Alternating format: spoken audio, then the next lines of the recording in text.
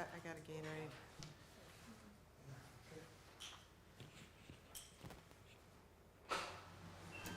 Are we ready? Sure. All right, I'd like to welcome everyone to the Community Development, Economic Development, Parks and Recreation Committee meeting. Will you call the roll? Mrs. DiGiacomo, Here?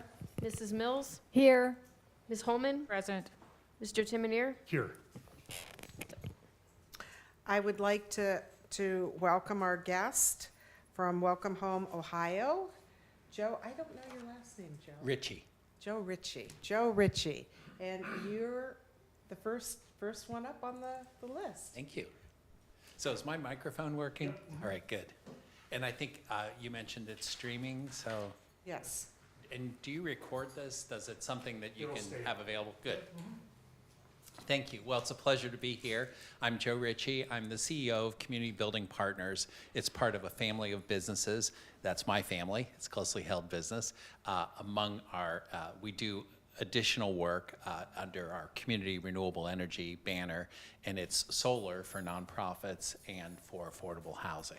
And what we found is all aspects of affordable housing are really critical, and the operating costs associated with them drive rental prices up. So that's among the things we're doing. It's on theme because our Welcome Home product is highly energy efficient. So I want to talk a little bit about the product, how we're working in Ashtabula, and how we will reach out to community members who wish to become homeowners. So the program, I want to walk through the program. The Welcome Home program is a creature of the state legislature. It's state money, not federal money, and it's run by the Ohio Department of Development.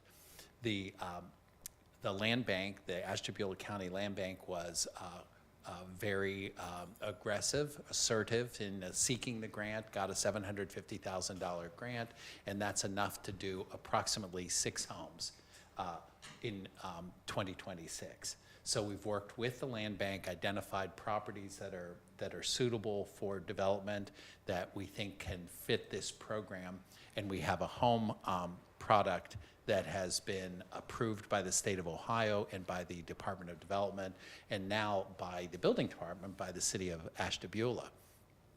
So the process, so the program is a grant that writes down the purchase price of a home to make it attainable to a buyer who is at 80% of median income for the community, adjusted for family size.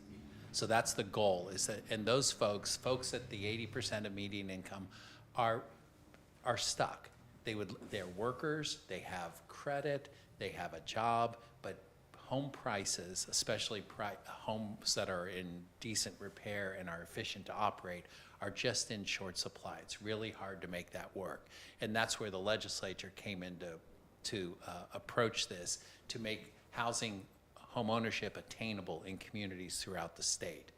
The process is the grant applies to the purchase of a completed home.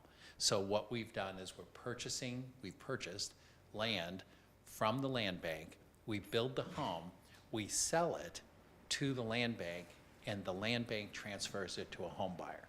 That little piece of ownership is necessary because that triggers the flow of the grant to the land bank.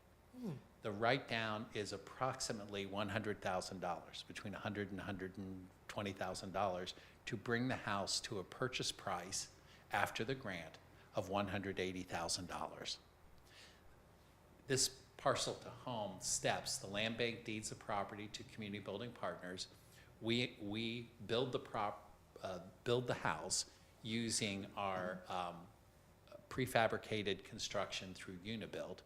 We transfer the home and deed to the Ashtabula County Land Bank, and then they apply the deed restrictions and subsidy, the grant, and close on the sale to the homeowner. What we try to do is make that all simultaneous. So we literally go to a closing with the land bank and the home buyer. So they're, at the end of the day, those deeds are recorded in order. The grant has been applied. The homeowner gets the key to their home, and their purchase price is $180,000. So the homes appraise at between $280,000 and $300,000 because they're brand new homes. So the home buyer is getting a substantial amount of equity right at the closing, the kind of equity that you build over a period of years as a homeowner, but they get it right up front. So as a result, there's no down payment required. There's no other closing costs. You can fit that in. The grant really fills in for that. So the key aspect of this is the home buyer needs to be at no more than 80% of median income for this grant. The new grant, I think you've applied for some, the new grant is 120% of median income, so they broadened it a little bit, but this grant is 80% of median income, so it's a tight fit to find that right buyer. The minimum income is whatever is approved by the lender. So if you think about how people become homeowners, it's a combination of, do they have income sufficient to make the mortgage payment? And do they have credit? And then how much other debt do they have? So that analysis is unique to each individual. But in general, it's certainly a lot more affordable if the purchase price is $180,000 than if it is for a new house, the market price. The end product, this is actually what the end product looks like, because in Ashtabula, the land bank has selected a one-car garage that they'd like to have with the house. So this is a more deluxe product than even the one we're building in Sandusky. But it's workforce home ownership, so that's the way we market it. I think that's important for neighbors to understand. They're getting a neighbor that's a homeowner that's coming into their neighborhood. These houses raise the value of the surrounding houses.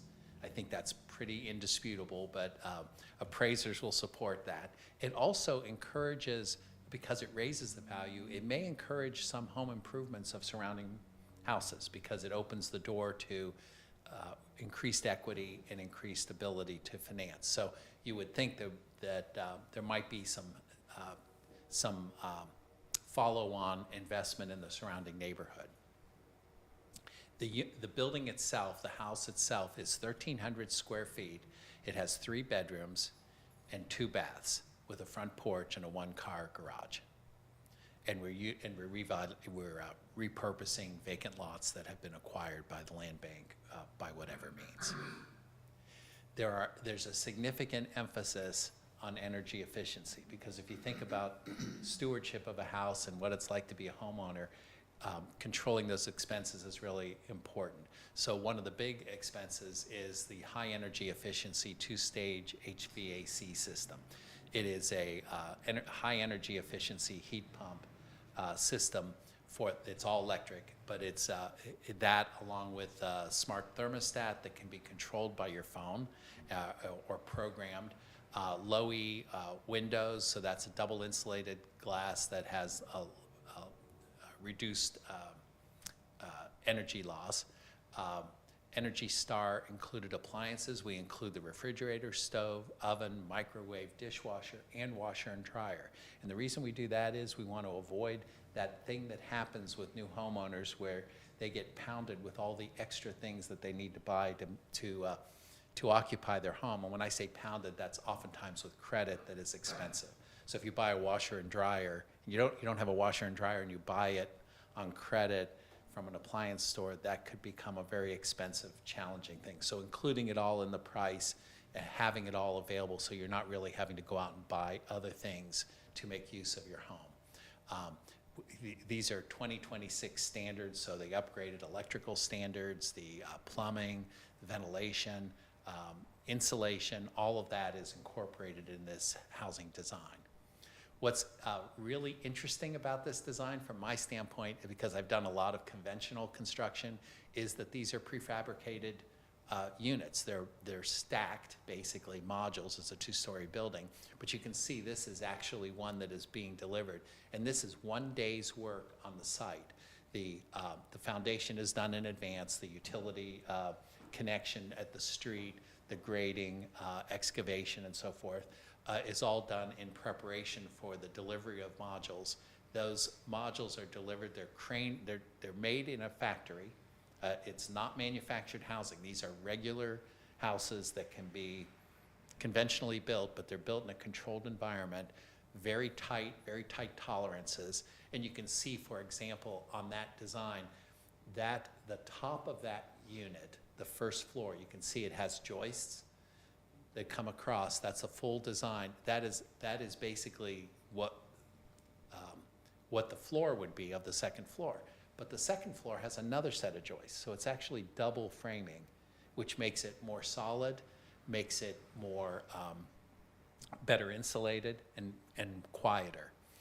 The modules delivered in this fashion, in that day that it's delivered, all of the house will be put in place and the door locked that day. So it's a finished unit on that day. This is literally what the interior looks like the day it's delivered from the factory. So we do lots of work on the interior. There's HVAC, there's plumbing connections. We do the front porch, the garage, the rest of the site work, the electrical connections, and the sump pump, all those things that go in, the conventional portion of it. But it's fascinating to me that from the factory, it comes with flooring in place, the plumbing fixtures, the electrical outlets, the bathroom accessories, the shower doors, everything is in place and all in very high quality. You can kind of see the main bathroom has a double vanity. We did a design where on the lower left picture, that is the first floor bedroom. So it's the rear of the first floor, has a full bath and bedroom. And the reason we did that is you have some folks that are aging in place. You might have a multi-generational family. And also it's convertible space. If you don't need it as a bedroom at that time, say it's a young family, but it's growing, that might be a family room. So that gives it some kind of convertibility, but it also makes it more visitable and accessible for those who can't handle stairs. We have a ranch-style unit, and we'll look for a place to do that ranch-style unit in Ashtabula, but the initial phase, we thought in meeting with the land bank that the two-story plan would be the most successful plan. This is the actual floor plan. You can see it has an open plan kitchen, living room, dining room, and then on the first floor bedroom and a full bath, and then on the second floor 2 bedrooms, linen closet, a bath. These are the steps to home ownership. So this is what we have to present to prospective buyers. They attend an open house, which we do in person. We actually have one we're scheduling here in a couple weeks on a Saturday morning. It's like a donut and coffee kind of thing, but answer questions. We'll have interested lenders will attend so they can help answer questions about mortgage, being approved for a mortgage. We kind of walk through the parameters of the program and the product and a timeline for purchasing a unit.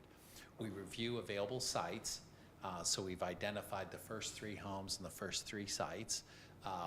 We work to get with a bank of the choice of the home buyer. We don't have to work with any particular bank, but some banks have more favorable rates for new home buyers, and so that's very attractive. And there's an interest among lenders in providing these kind of loans. Obviously, it's an attractive loan from a lender standpoint because the collateral value is quite high, and the loan itself is relatively small, so that makes it a safer investment for a lender. So we would expect very interested participation.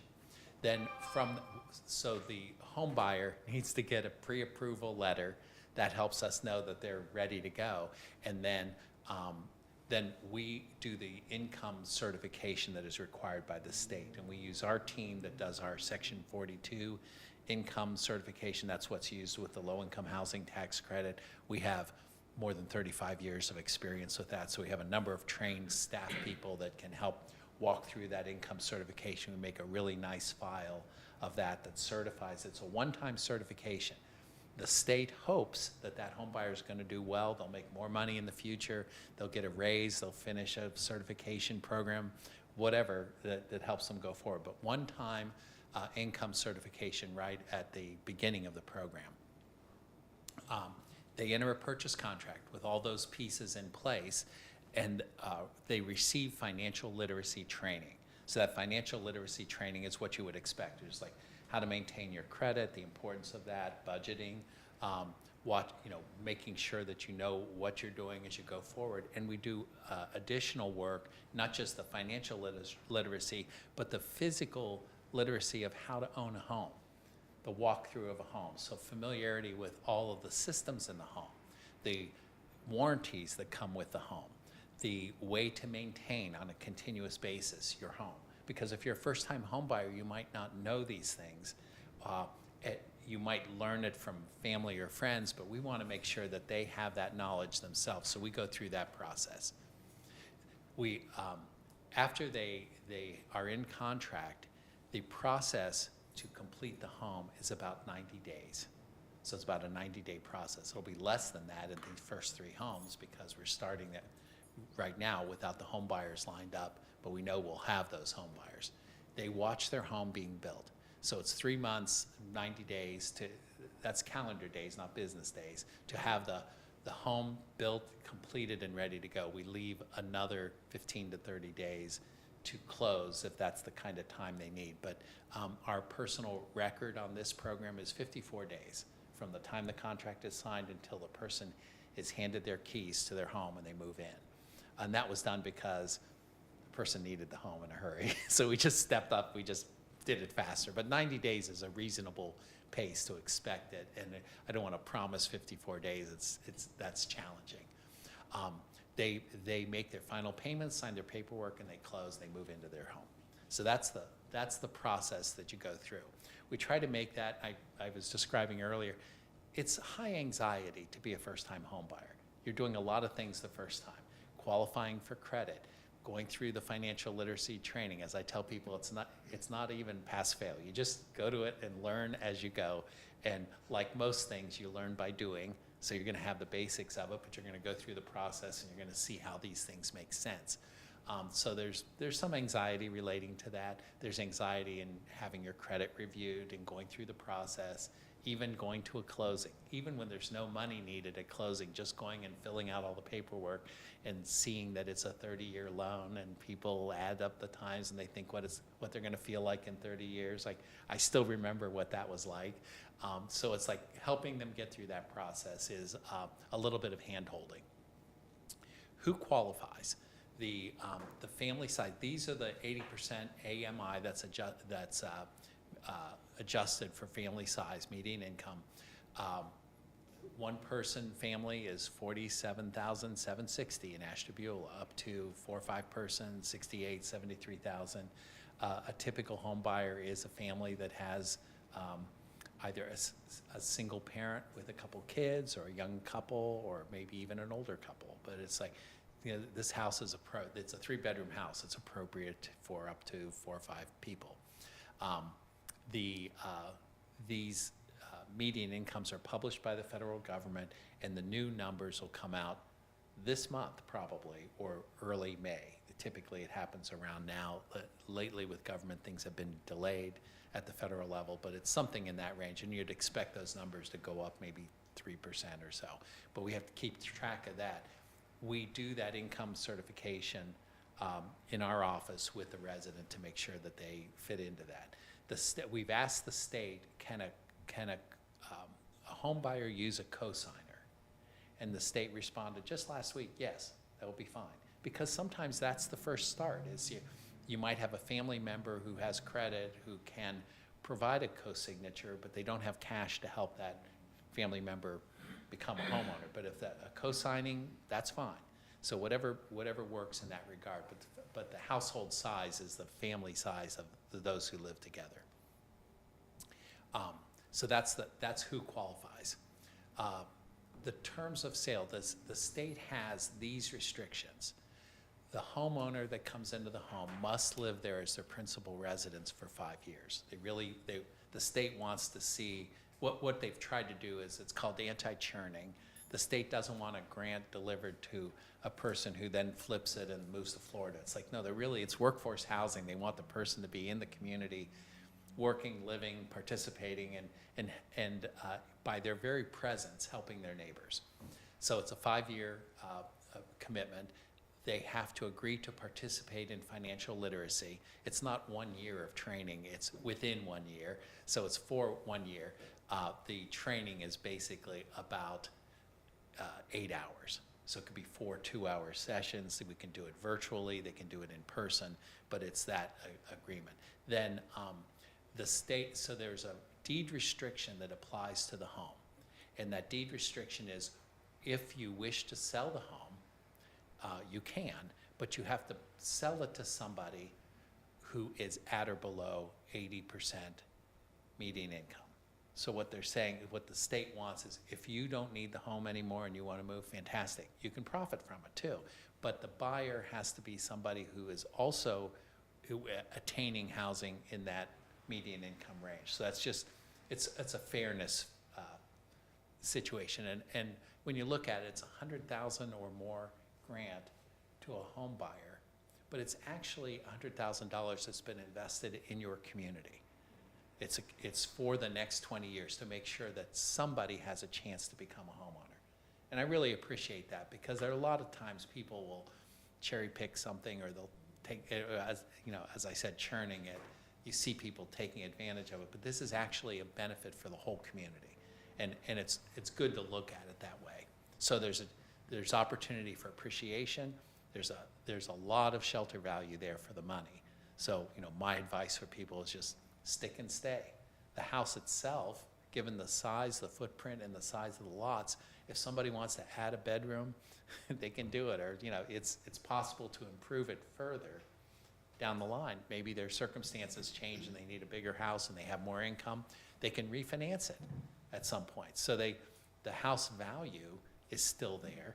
So if they want to refinance it to do other things, go back to school, help their kids, whatever, all the aspects of home ownership are available to them as they own this home, all the things that would be available to all of us as homeowners. Financial literacy, the Land Bank signed up a Home Repair Resource Center out of Cleveland Heights, and they're an approved, HUD-approved counseling agency. They do this at no cost. They actually are paid by HUD, but they work on budget and financing, on buying the home and homeowner education. The buying a home is easy in the training program because we have the whole place in mind. But the budget and finances, that's really a good way to control how you take on debt from other sources. That's one of the biggest challenges to homeownership, that and income. So community engagement, this is really important because it involves all of us in this room. We have a website and a weekly email list that we maintain at Community Building Partners. We share that with the Land Bank. We also share all of the information on our website would be housed as well at the Land Bank. So there's a strong level of communication. We'd love it if that same information were available at a City of Ashtabula website to just link it together. We have information sessions. We do in-person, open house kind of things. We've done pizza after school. We've done donuts and coffee. I know I'm Italian. I just spend a lot of time on the food aspect of it. But a Saturday morning, because people work different hours and they have children, it's hard to do things. So we even had a happy hour yesterday, virtual happy hour, so you didn't have to worry about childcare. And we did it at 5:30, and I think there were 20 participants, and then another 5, including ourselves and representatives from the city and Land Bank on a virtual call. But it was a chance to get questions answered, follow up on information that's needed, and keep all that going. We do paper marketing, we do flyers, yard signs and flyers in the neighborhood. We actually have a neighborhood referral program because we think that neighbors might know who would like to live in the neighborhood, so just communicating that in a positive fashion.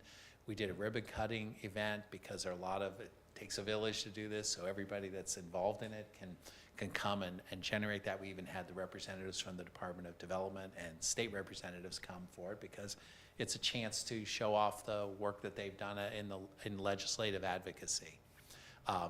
We do that referral. Homebuyer communication, we use Buildertrend, which is a platform for construction updates and communication. I think I mentioned before we started the meeting, Each home buyer has their own page, which is their own story, their own journey. It's their timeline, the schedule of completion. We have progress pictures. We invite them if they'd like to come to Unibuild to see it actually being built. If they can't go to Vandalia, Ohio, which is quite distant from Ashtabula, Beulah, they can at least see the pictures of progress as it's coming together. So it's kind of exciting. When the modules are delivered, that usually attracts some attention in the neighborhood, including prospective home buyers. They have a lot of fun with that. And then we stay in touch with it. We have a protocol with our home buyers. They're visiting the site when the site work and foundation is completed so they can inspect it as it's going. They see the modules being delivered. They have a walkthrough before, a progress walkthrough, a walkthrough before closing. We do a punch list with them. We do follow-up 30 days after completion, 6 months after completion, 12 months after completion, because again, it's high anxiety for a new home buyer. They want to know people are available for them. We answer questions. We've even had some home buyers act as ambassadors. We have an open house. They say, let me come and bring cookies. I want to talk to people too. So it's really, when you think about it, like I know it sounds kind of corny, but like a barn raising where people come together and get things done. The home buyers believe in it. It's a good experience, and we try to help them use word of mouth to get to other people.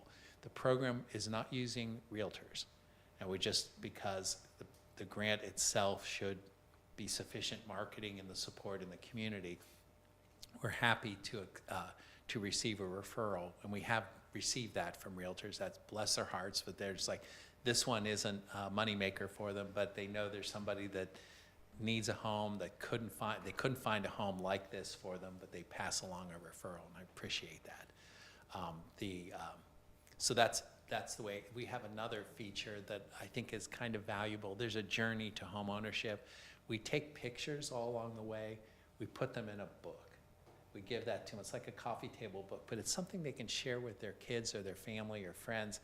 It's challenging to do this. They have to have some courage to go through the process, but it's something they can celebrate with their children or family. It's like, this is our journey as we move forward. And so I thought that was, we have all that information. To bind it and have it available physically, I thought as a keepsake is kind of valuable. I may be carrying this too far, but how the city can be involved. We deliver the homes with speed, so the permitting, there may be, we don't think we need it right now, but there may be a zoning variance that's needed, or side yard setback, looking at the lots split. There are things that involve the city, but having willing parties at the city to help expedite that process is really valuable. And then whether or not the city has any additional funding available through your home program or community development program that might help offset some site costs or infrastructure or something that would help the flow of this would be really valuable. Or even coordinating it with other revitalization efforts that you have that relate to these lots and these neighborhoods. So those are all parts of this. I'm not going to go through the frequently asked questions, but this PowerPoint we are delivering to you, so you have all of that, and we'll keep you apprised of our progress and hope to be able to link those websites along, linked both to the land bank and to the city to communicate with residents. Whether or not you'll hear from prospective residents, they'll want to know what to do. We want to make sure that there's a good place to do that. We use a QR code so they can just link into it.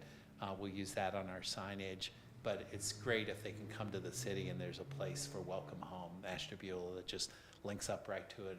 And my phone number and probably the land banks are just, answer questions, just whatever's needed.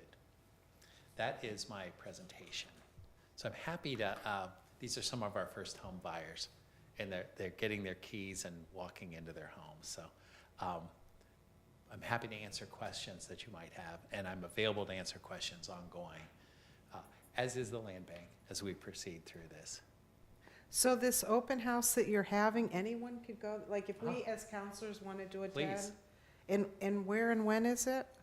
Well, we're planning what, is it the 12th? I think we said the 18th, 18th. Saturday, Okay, April 18th.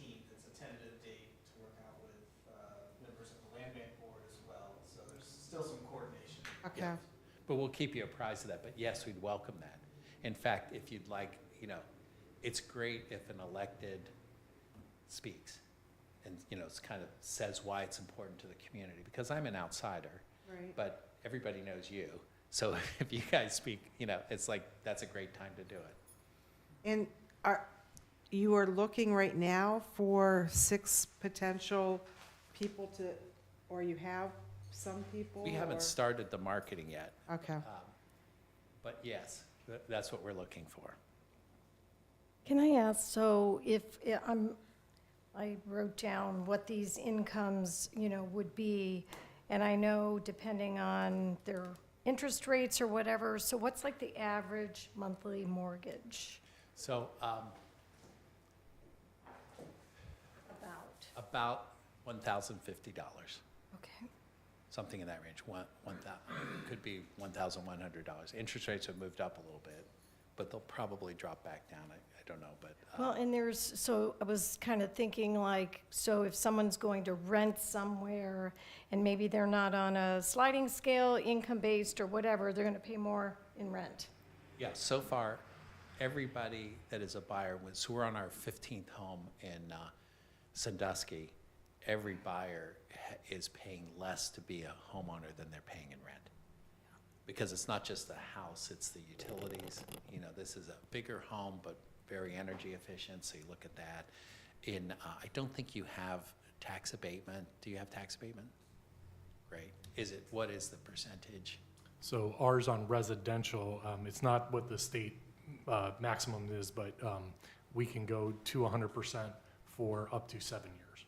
That's fantastic, because that really helps. So in Sandusky, it's 75% for 10 years. But that greatly reduces the tax bill. The entry point is the hardest thing for home buyers. When you think about it, and in the financial literacy, they do go through this, you're fixing your housing cost for the next 30 years. So Nobody gets to do that with rent. the $1,050 that you speak of, yes, we're seeing rents anywhere from $900 to $1,200 to $1,500 in the area for not brand new homes. Yeah, got it. But the $1,050 you're speaking of does not include including property tax into that number. It doesn't include property tax. It also doesn't include insurance. And insurance, this is, since it's all new roof, new plumbing, sump pump, you got, all the things that an insurer looks for to keep the cost down, we've got it. So that insurance rate is going to be relatively low too. So that's the whole. Do they help with that, with hooking up, Yeah, with that literacy, teaching, comparing? yeah. How to be a good consumer. Yeah, and how getting to a good price. checking rates and, Yeah. that kind of stuff. But that's a good point. So those are all the things that go into when you're committing to it. You want to look at your mortgage. Of course, the lender does the same thing. They look at the mortgage, they look at the insurance, because they're looking at the whole package and taxes to see if they qualify. And they provide advice too on it. Do these have basements?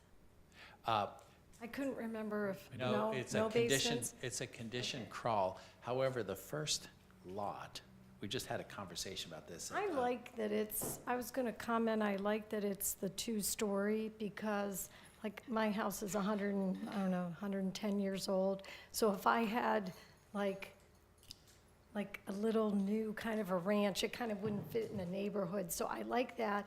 And then, That's why we suggested the 2-story, because of these That's these perfect. first lots that we're doing are all surrounded by 2 stories or 3-story homes. yeah, When he referred to the ranch style, there's an area that's kind of cleared out. There's nothing else around it. It's a good fit to put the ranch make style its homes in own there. little, So, because it's hard to find an older home, like probably all those 2 stories that have an attached garage, like I don't. yeah. A bathroom on the first floor, I don't. A bedroom on the first floor, I don't. You know what I mean? Yeah, so really- So all those features that people want, but it's gonna fit in that neighborhood, it's like perfect.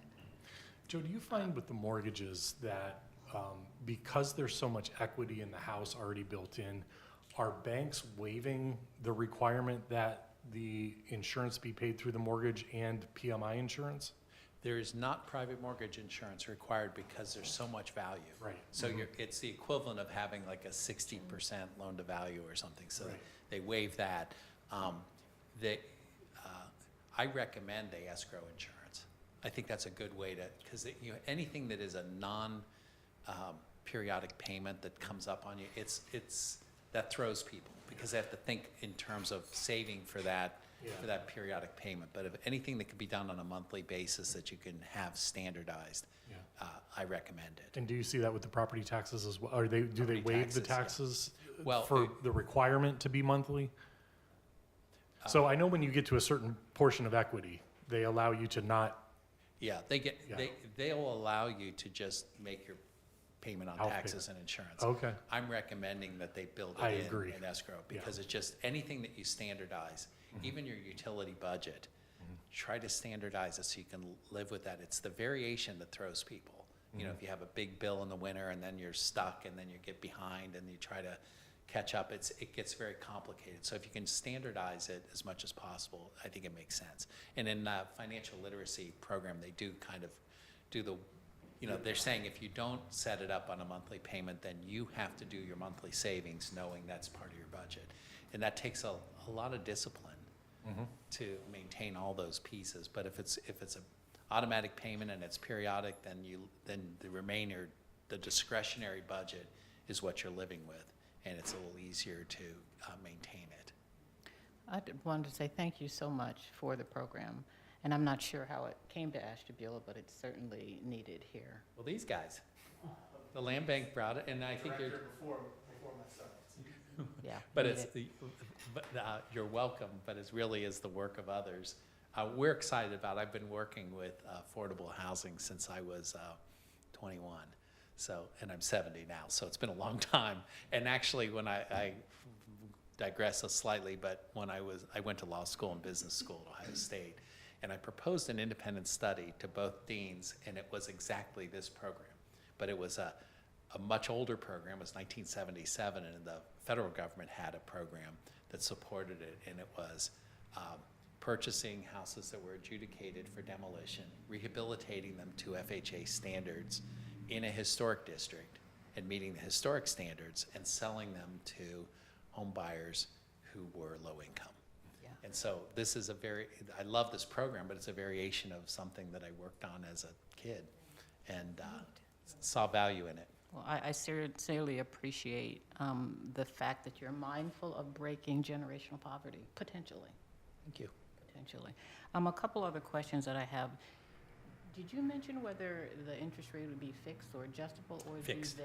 it's fixed? Yeah. And I Okay. strongly recommend that, even though interest rates seem kind of high right now, home buyers can refinance this. If rates come down, they'll have all of the flexibility that we all have as home buyers. If interest rates come down, they get a better payment. If value goes up, they may and they have the ability, they may refinance and have more liquidity. All those things happen. You help them through the refinancing process, should We they don't, choose? but the financial literacy, they do go through that, and I'm happy to describe that to them. And you mentioned a little bit about credit. Could you say more about whether they have to have good credit, or is there a range, or what does So that look like? they do have to have good credit. And you consider good, Well, No. FHA is, I think, 550 or 570 and above. The conventional lending is more like in the 620 kind of range and up. So, but like, for instance, Cleveland Housing Network has a special program that applies here in Ashtabula.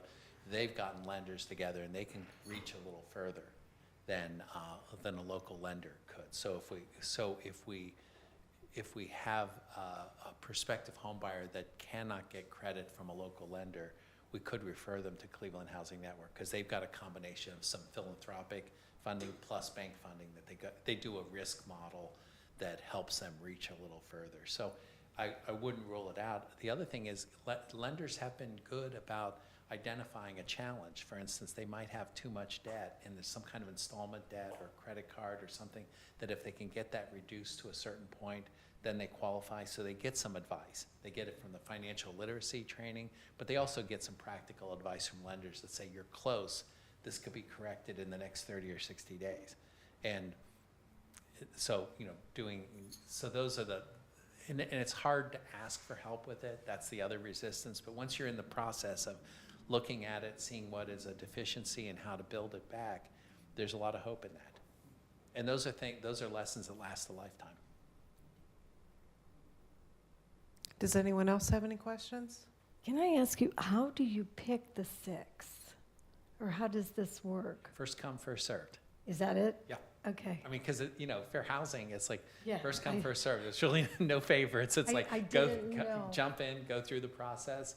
And so, So they have to do, when you say first come, first served, they have to meet all those things, do all that paperwork, that kind of stuff, as those applications come in? yeah, I mean, literally, the first come, first served is identify yourself, get a pre-approval letter, have a purchase contract we'll do the purchase contract for the land bank, but it's like have that purchase contract in place. And then you can do your financial literacy after you close, but I strongly recommend everybody do it before so that you know what you're doing when you get into it. But that process, they can step forward at our meeting on the 18th. Did you say the 18th? Yep. Yeah, on the It was 18th. and they- potentially, right? Or it is? Potential. Yes. Typically, how many interested folks do you get before you reach your 6? Well, we had a meeting in January, the donut and coffee meeting, and our first 7 buyers came from that meeting. So it could be that fast. That's why I want to get the word out and do it. There's a lot of need there. We have 190 people in Sandusky on an email list. It's just like inquiring and then getting information, and we keeping them informed, and we have the ability to do a total of 30 houses. So we can accommodate a small fraction. Now, at identifying, recognizing the attainability of this and the value of it, I think the land bank has been quite smart in going after additional funding. This program is active, so the city could be active in it. The next round is probably this summer. Most, it's the next year's funding starts in July, so at some point there'll be another round. Folks that are active in the program will probably go back in, just like the land bank did. And so, the legislature really likes the program. So if I'm sitting at home right now and I'm watching this broadcast, what steps should I do? Because I want to buy a home, I qualify, so what are my next steps? First thing, if there's a prospective buyer listening to this right now, I would contact your lender. If you have a banking relationship, I would go to that lender and say, I would like to be pre-qualified for $180,000.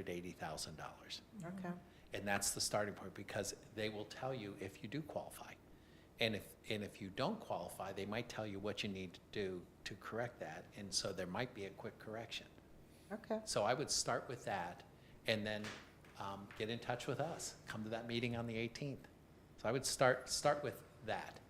Okay. And there are a lot of folks out there that have pre-qualification letters from their lender. They just can't find a home that works. So those people are already out there. They've already been looking, and they can't find a decent home at this price, so they can come forward. So, but it's a good question, because I think starting with that, you can identify yourself as a person. We can do the income certification, the parallel track with the lender, and we have the first 3 lots purchased. We've already ordered the first 2 homes. They're being built right now. So we'll bring those together. Oh, so we could drive by right now and see? Well, you can't drive by. It's not on the site today, but Okay. But in the next 10 days, you can. Wow. So, and the first house will be delivered probably in the next 30 days or less. This is exciting. Thank you. Yes. I didn't say where they are, but I can say the first house is 3835 Station Avenue. And that was a home that just got demolished this past year. A house that could not be rehabilitated, and it's a corner lot. Then the two other lots that we're starting with are 509 West 36th Street and 526 West 34th Street. So they're all three close by. But we've already identified additional lots. And so you could drive by those three lots and say which one you like the best. Houses are very similar, but you get to pick a color, and you get to pick a color of your door. But most of the interior, we kept it pretty standard, so that it would, we wanted to make sure people, it gets crazy, but Unibuild has 300 pages of options, and every option costs money. And so when you expose all those options and you start thinking about the money, it's very confusing and frustrating. So I thought we designed it so we picked a combination of features that made sense, that were cost effective. Very good. Yep. In that design, did I notice that the lower level is longer than the upper level? It is. It is, and is that the garage, or what is that? Is it just a flat roof?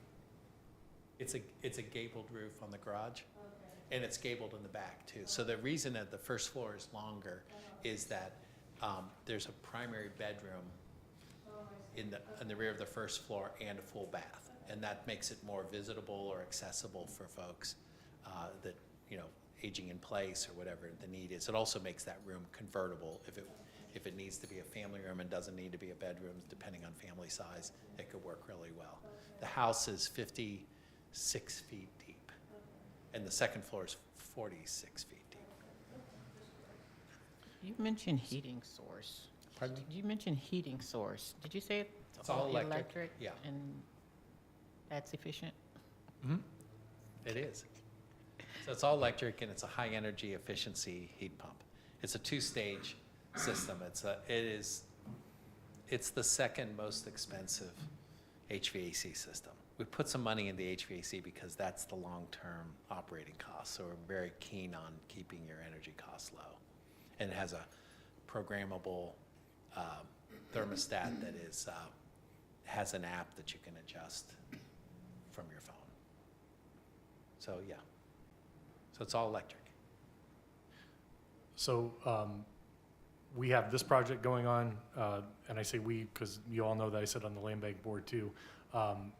We have applied for the next round of WHO funding. We're pretty confident, I would say, in getting that, even though it's competitive, but we're starting to show how we do stuff and how we are successful. So the other program that we have going on right now is in Conneaut, the Hayward project. We have 2 houses sold there or 1?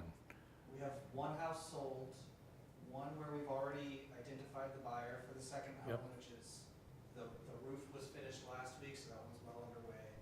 And we have, a list of other applicants already overflowing from that project that, when they're coming to me at this point, I'm also letting them know we have, This one just coming up. outside of Conneaut, in Ashtabula City, and in the township, we have 2 other projects. If you don't land in the Conneaut home, you may be able to look at one of these homes as well. So we already have prospective buyers So- lined up for that project, and then overflowing. And the application that's in right now is for the old Lincoln Elementary school that was in Ashbula Township, and I think that's gonna be 35 total units, Yeah. 36 total units. Yes, I was gonna say 34, it's somewhere. It's an even number, because there's 2 of each, right? Yeah, Yeah. they're kind of duplex Right. units. So it might be 36, 34 or 36. So that's going there. So I think with the success that we're having, they like to fund successful programs, and I think our land bank has established itself as being successful. Where you as legislators come into play, there is going to be a change of administration. So that means new people at Department of Development. That means new people in the governor's office. That means new people in all of these different things. So as these programs perform and as we are successful in getting them done, letters to those legislators saying, hey, keep funding these programs so that we can be successful is going to become important, because you just never know what the next Right. person's going to do. Right. So, Thank you. Can I ask one last question? For this company, can anybody purchase these homes? Like if you're, not within the income. If somebody's just like, you know what, I'm having a hard time, I'm gonna be building a house and trying to get a builder and all that, like for this company, Unibuild? yeah. Yeah. So we build homes. So if somebody wants this home or a version of this home or another home, we could deliver it with Unibuild. They have a number of, they build $2 million homes with these modules. Because, since COVID and that, goods and services and that, you get someone to do this or fix that. I'm like, I don't know what happened, but all of a sudden, nobody shows up, or they say they're coming, or it takes forever, and I'm thinking, the way this is, it's not, it's not like when you're thinking of a, It's a much more efficient and actually more energy efficient and tighter. I mean, when you think about it, the construction that goes into these modules, because it's got to travel down the road. I mean, it's traveling quite a ways to get here, and then it's Yeah. got to be craned into place. So that engineering is going into the design as well as just a regular code standards of a home are going into this design. So it's extremely well built. But to your point with that, if you notice the kind of pictures, they're kind of narrow homes and things like that. So as you have been watching our master planning and zoning updates that are coming along, and as I've been preaching on infill housing, and as we all know in that Station Avenue area, as well as many other areas of the city, we have these teeth everywhere. We've taken down homes. This product fits well on those lots. So as we change the zoning, we're gonna make it even easier for people to do this type of modular home. We really don't want the trailer type where you have half and half slammed together and call it a home. That's not what we're looking for, but this type of modular home. And I know people get that in their head that, oh, it's a modular home, that's not what we're looking for. No, you see the pictures of this, it's a home built in a factory that's delivered. So, we have to kind of break that stigma, and I think we will with this project. And then that, like you said, that is an option for because people for to purchase a home. 90 days or whatever, because I'm thinking if somebody's driving by that might have, can't find the You want to home. be a rep for this company. You can't find the house you want and you want to build it, and then you're, time-wise of all that stuff to go through, and you're thinking, 90 days. It's delivered, yeah. Yeah. Yeah, yeah. And so from the that- time it's delivered to actually turning the key over, I mean, it's quick. It is fast. Sounds fast. I mean, like So it's, a couple weeks, isn't it? well, it takes about 30 days after the module's delivered for us to finish Yeah. everything. And so it's kind of, the way to look at it is maybe 30 days of work that we do in preparation while the module's being built. Then they deliver it, they set it, and then we need another 30 days plus to finish everything. Because we still have to do the HVAC system. All the wiring and the plumbing of the module is completed, but you have to tie it all together and connect it to the service line. So there's still service work, but the actual, for instance, the electrical panel is completely loaded with breakers. It's completely wired, and it's ready to be service installed. So it's a fascinating process. But to your point, Yes. the range of things that can be built in a prefabricated model is expansive. So you could build they have a model of 5-bedroom Georgian 2-story home with a 3-car garage that can be all brick, and they can build it and deliver it, and you have to put the brick on it, which takes some time, but then a house is an expensive home. But it's still less expensive than a conventionally built single custom home. And they have the ability to significantly customize it. This house doesn't appear custom, but it actually is a custom design. We designed it with them and got it approved at the state and made sure it fit all the programs Can that would I be ask you underwritten. one question on that? So if somebody came to your meeting and they were over this income, but they really liked that house, then could it be, is the price of the house, if, I'm not gonna put you on the spot on this one, but for the 180, so of course, the person who's over the income is gonna be paying more than the 180, but more affordable than if somebody did a custom build. It's definitely more affordable than a custom built, but Okay. you don't So- need to put me on the spot. The cost of the house, the house is about a $300,000 house. Okay, That's what it works out to be. I got you. So So if somebody, for that square footage, when you're looking at, because some of the ones are, I looked at one 2 weekends ago that went for $297 a square foot. Really? Yeah. So, you know what I'm saying, when you say do the math? Yeah. So that's affordable. So it could be that they hook up with, you know, the city with where do we have any lots, if somebody wanted to do that. Absolutely. what I And mean? we would build that house for them. And it would be less expensive than a custom. Right, okay, that was the, Yeah. thank you on So that it's one. really, it's another tool in the kit of the city. It's It's enough- like more ways to get, options, ways to more get more options. investment and deliver that in the community. I want to thank you. You are welcome to stay for the rest of the meeting, and if you want to be freed, you're also welcome to be freed. I'm gonna Most choose people run. option 2 Most people at run. home. You're like in the runner stands, Thank out you the very door. much. Thank you It's great so meeting all of much. you. Lots of good So much. information. So I'll be Thank back you. up here on the 18th, I think, and Todd's up here Friday. Yeah, so once all the marketing, I know Jordan has been working on the website, getting this on the land bank. What we will probably do is direct everybody to the land bank site where this WHO program will live, so that they know that, and then as soon as that starts getting marketed, we'll have something on our site directing them there, plus we'll do the social media blast and all that stuff. So if people are on social media watching this right now, they could tag a friend that could be interested. Sure. Mhm. Yeah, I think this was a very good presentation for people that have been, what is this all about? How's this going to affect the community? You know, I think this was a good, the good presentation for you to refer people to. No, it's great. Mhm. So if they're appreciated. watching this and they have access to, I don't know how this is set up, but Welcome Home Praxia Partners, that's my company. That's the website, that's a phone number to contact. They can text that number as well, and we can get information to them. So we have access to these slides. So Stacy, you can send us these slides? Yeah, that's great. I mean, you could put the whole PowerPoint on your website if you wanted to, because it's got the contact information, the qualifications, and income. I think If you we'll just- probably have most of this live on the land. I That's think we've fine. decided like land Yeah. bank's gonna be the key marketer, but we're gonna feed everything, just so it's concise, who's running the program and everything like that. Gotcha. That sounds good. Yep. Thank you all. Thank you, thank you, Thank thank you. you. All Safe right. travels. Thank you. Jim, do you have a city manager's report? Yeah, I could be, just some very high-level stuff. We are, you know, getting into spring here.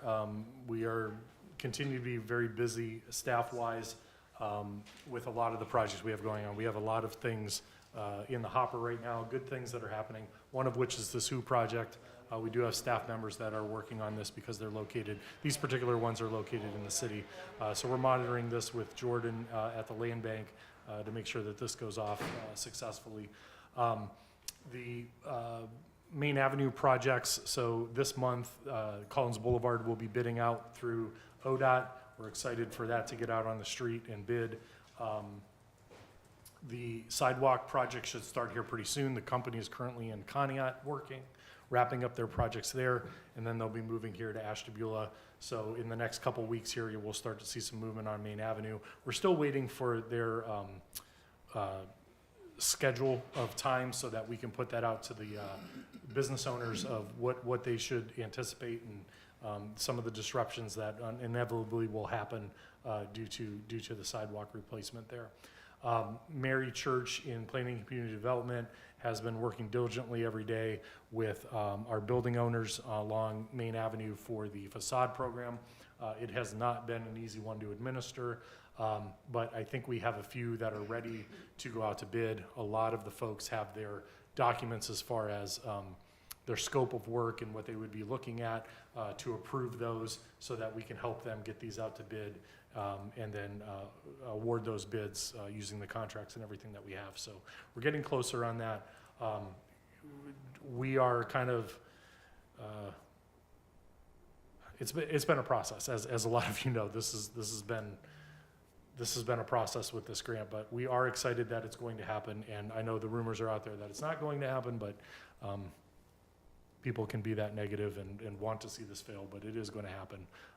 And we're excited for these buildings to get some attention down here.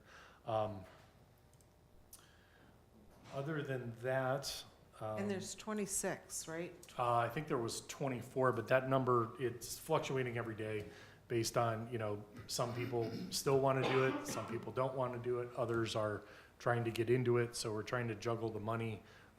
Some projects that started out being really big due to financing or whatever, they're narrowed down, so there's not as much money, grant money going out, so it's that game we're playing, but we intend to spend as, But help me remember, say if there's a merchant and they do not have the money, you are assisting, We- helping them.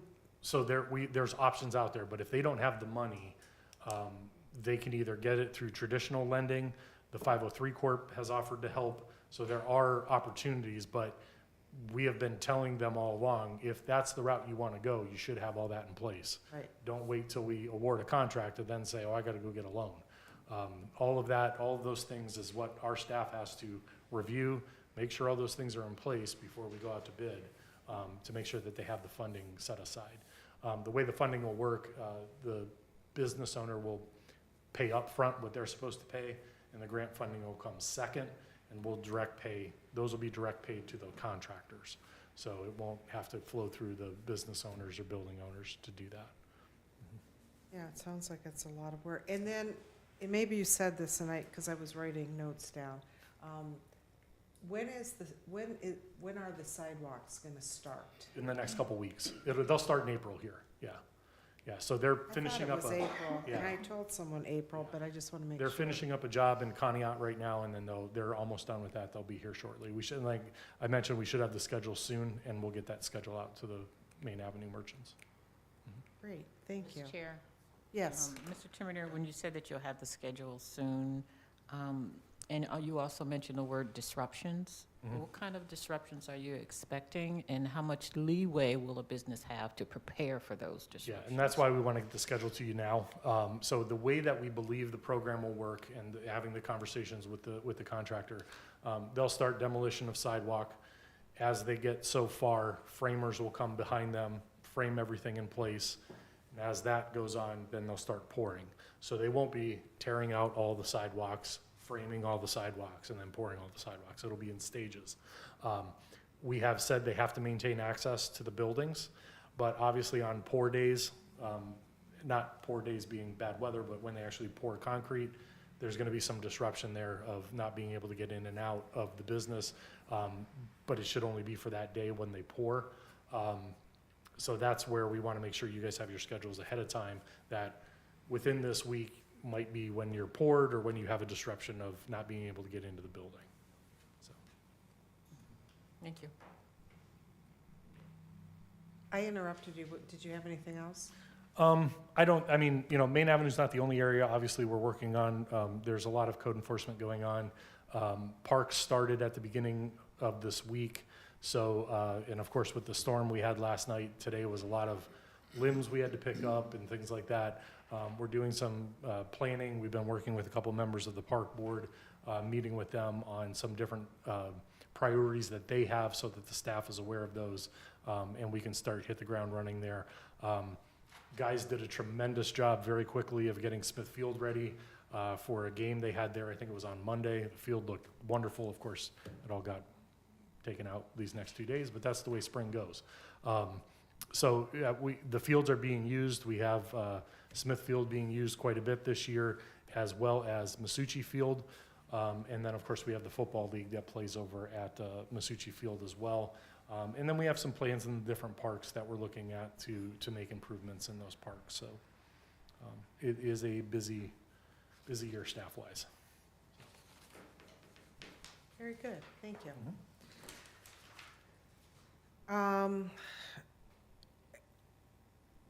Do you want to? You have to go to the microphone.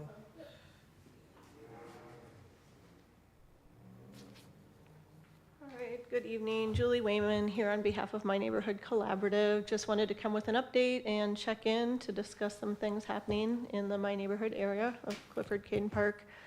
We've decided as a nonprofit that we really don't have capacity to keep going at this time. So as an organization, we're bringing our activities to a close.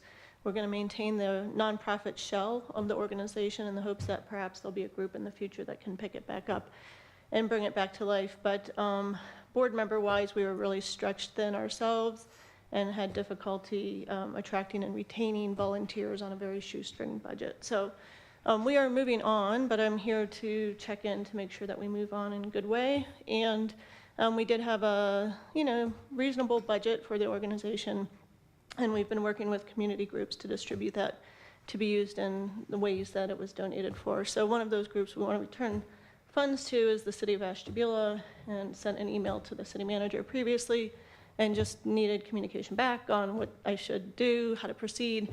But I'd also want to communicate just about the status and the cleanup and how we can help achieve that. So I don't know if there's anything. Yeah, so as far as cleanup goes, I think the garden area was sort of put to bed at the end of last year. I think we just have to do some mowing around it. We'll probably till it and then just plant seed over there. We had discussed at one time doing a pollinator park, so we're still going to look into that and the cost of doing a pollinator park in that area, just to kind of, I think it'd be cool to have over in that section. So it probably won't be as big as what the garden is, but Yeah. We'll kind of compact that down. And I can reach out. There's the Northeast Ohio Pollinator Society that, runs that festival. They may be a group that would be interested Yeah, in. there's a couple different organizations that we've been working for with other parks and other boards that I'm on about pollinator stuff. So Good. we'll look at, we'll definitely reach out to experts, because I can't grow plants in my office, so Yeah. I'm not allowed to do that. As far as a donation, that's very generous of you. We would welcome it. The city can accept donations of money. Do you have a certain, what you want it to go towards? We were hoping to put it in the Parks Fund specifically for Clifford Kidden Park. Okay. One of our members had suggested and wanted it to be for a swing set, but we understand the city can't, it might not be within the larger scope of the plan for the park. That would be the request, but certainly if there's other maintenance fees, we understand. Do you mind if I ask how much we're It's talking? $5,000. Oh, wonderful. Okay. So the swing set we just purchased for the West 38th. 38th Street Park, I want to say it was around $2,500 with shipping, Okay. so that certainly Okay. covers it. We've been discussing actually moving, the playground that's there actually used to belong to the Asheville Area City Schools. It was moved to the library. Right. When they built the new campus, they were going to just, it's an older set, but it was still usable. We then took it from them, put it in the park, bought some new parts for it. So that is kind of getting toward the end of its useful life. We have discussed moving a lot of that stuff to the front so that it's not so far back, so that kids can, parents can more easily monitor their children if they're on things. So I don't believe we have a swing set out there now. No. So, adding that up front more, sure, Okay. I think we could work that into our plan. Would you, and you don't have to answer this, maybe you don't know, because we like the idea of moving things forward. Yeah, And then he was gonna, the potential plan was making the back of Caden is like a walking trail. yeah. Mhm. Would you move that up at the same time you install the swing No, set? I don't think we would move that set. I think it's, If you move it, you're gonna lose it? well, I just think it's time we buy a new one. So, Okay. they're expensive, but that certainly could help go towards that. We could start looking at some sets, what they run, and discuss the areas of where we would put that. Yeah.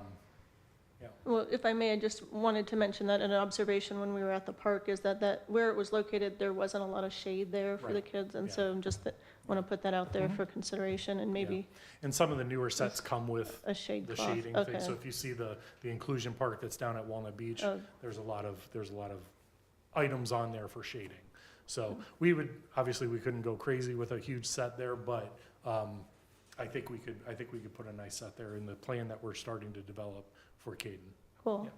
And I just want to thank you for all your volunteerism. Yeah. I know you've The done a garden was a lot. great thing for the community, and we're sad to see it go, but certainly understand the time commitment and the volunteerism, it's hard to get. Well, thank you, and we appreciate all the support of the city over the years, and we're happy we've, accomplished what we have.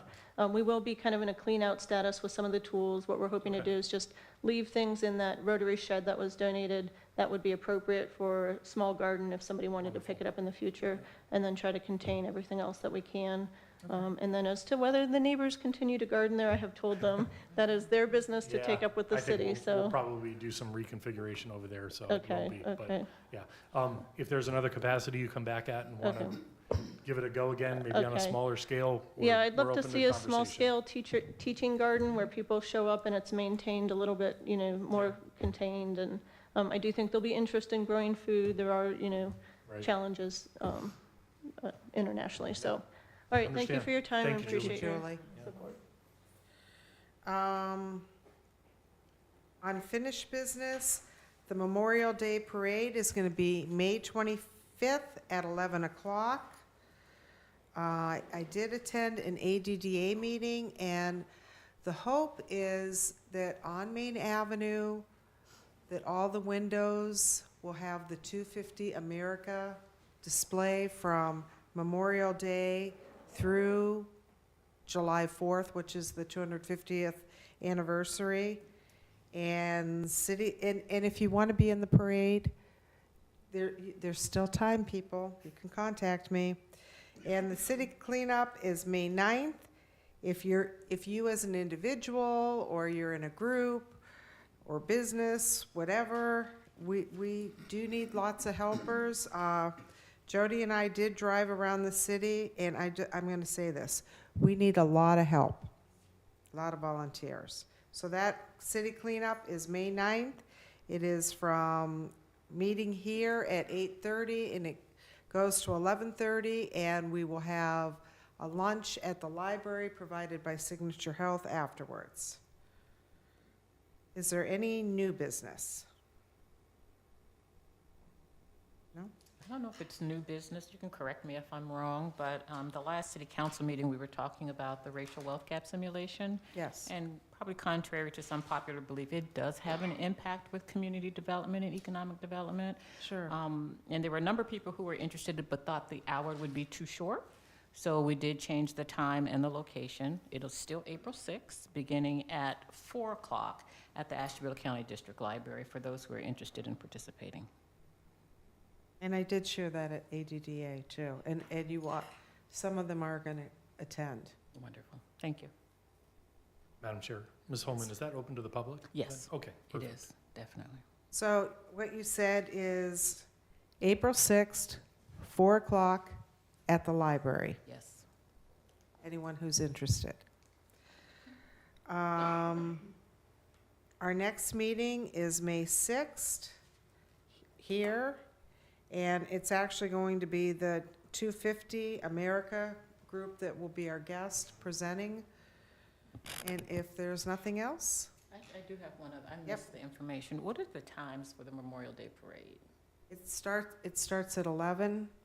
We'll probably start lining up at 10. And then following the Memorial Parade, they will have in Veterans Park, the services there, the vet services.